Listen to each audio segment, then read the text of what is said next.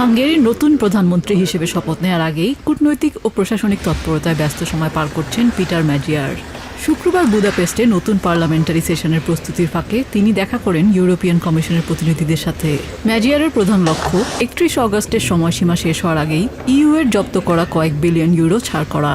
তিনি স্পষ্ট জানিয়েছেন, হাঙ্গেরির জনগণের এই ন্যায্য পাওনা আদায়ে এক মুহূর্ত সময়ও নষ্ট করতে রাজি নন তিনি। আমাদের হাতে একদমই সময় নেই। সরকার গঠনের আগেই আমরা ইউরোপিয়ান কমিশনের সাথে শর্তগুলো নিয়ে একটি সুনির্দিষ্ট রূপরেখা তৈরি করছি, যা দ্রুত আইনে রূপান্তর করা হবে। আমি খুবই আশাবাদী যে আমরা হাঙ্গেরির জনগণের এবং ব্যবসায়ীদের প্রাপ্য অর্থ পুরোটা ফিরিয়ে আনতে পারব। তবে ক্ষমতা হস্তান্তরের এই সন্ধিক্ষণে ম্যাজিয়ারের সবচেয়ে বড় উদ্বেগ বিদায়ী প্রশাসনের দুর্নীতি আড়াল করার চেষ্টা। প্রতিরক্ষা ও পররাষ্ট্র মন্ত্রণালয় সহ বিভিন্ন সরকারি দপ্তরে নথিপত্র ধ্বংস করা হচ্ছে বলে গুরুতর অভিযোগ তুলেছেন তিনি। এই অপরাধ রুখতে সাধারণ কর্মকর্তা ও জনগণের তথ্য দেওয়ার জন্য একটি অনলাইন প্ল্যাটফর্মও চালু করেছে তার দল তিসা। আমাদের কাছে নথিপত্র নষ্ট করার সুনির্দিষ্ট ছবি ও ভিডিও আছে। আমি সংশ্লিষ্ট কর্মকর্তাদের অনুরোধ করছি এই অপরাধে অংশ নেবেন না।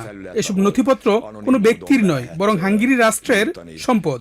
দায়বদ্ধতা নিশ্চিত করতে এসব রক্ষা করা জরুরি।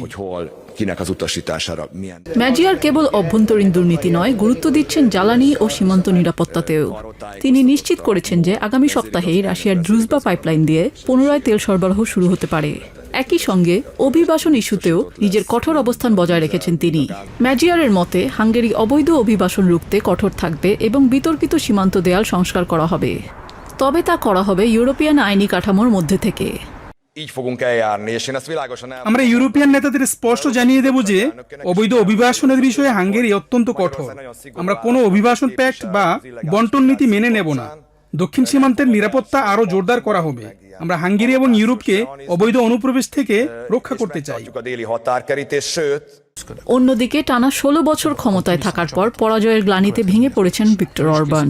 ফুটবল অনুরাগী এই নেতা তার এক সাক্ষাৎকারে পরাজয়ের বেদনাকে খেলার মাঠের হার জিতের সাথে তুলনা করেছেন। সত্যি বলতে আমি এখন ক্লান্তি, বেদনা আর এক ধরনের শূন্যতার সাথে লড়াই করছি। আমার দল যদি চায় আমি বেঞ্চে বসে থাকি, তবে তাই করব। আর যদি আমাকে আবার দলকে নেতৃত্ব দেওয়ার দায়িত্ব দেওয়া হয়, তবে আমি পরবর্তী যুদ্ধের জন্য তাদের প্রস্তুত করে মাঠে নামব। আগামী মে মাসের প্রথম সপ্তাহেই প্রধানমন্ত্রীর দায়িত্ব নিতে যাচ্ছেন পিটার ম্যাজিয়ার।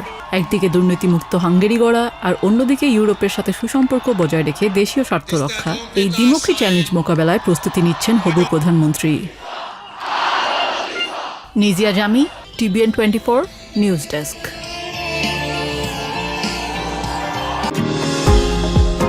নিউ ইয়র্ক থেকে সম্প্রচারিত টিবিএন 24 টেলিভিশন বিশ্বজুড়ে বাঙালির কণ্ঠস্বর।